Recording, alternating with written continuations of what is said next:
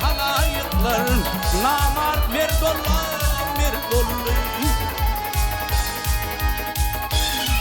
Ey gör azayip zamanlar illere gelli yurdollu Ey namart merdollu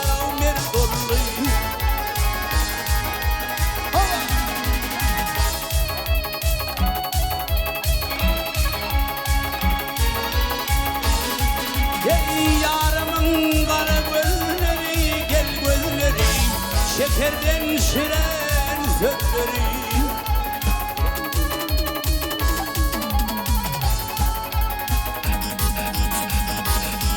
Ey rakibin tağına sözleri ileri Canı derdollu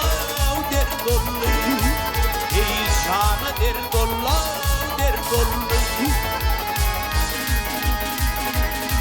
Ey rakibin tağına gözleri ileri Canı derdollu Ey canı derdollu Hava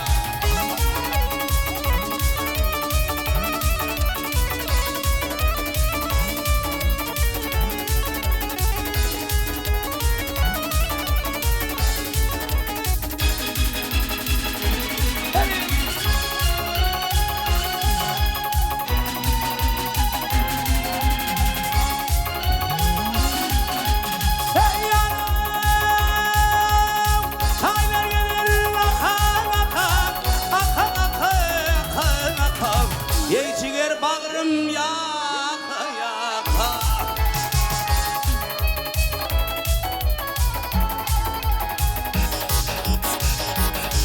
Ey yar yolunu baka illere Gözüm dört dollu Ey gözüm dört dollu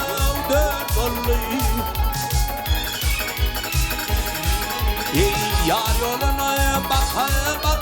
illere Gözüm dört dollu Ey gözüm dört dollu Hava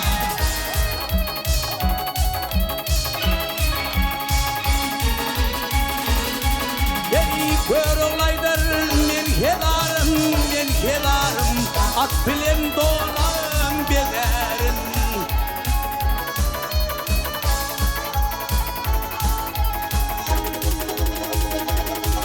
Ey men çıktı gelir men illere Adım uğurdollu Ey namart merdollu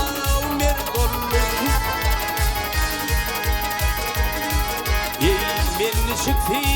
gelir men illere Adım uğurdollu Ey namart merdollu Ey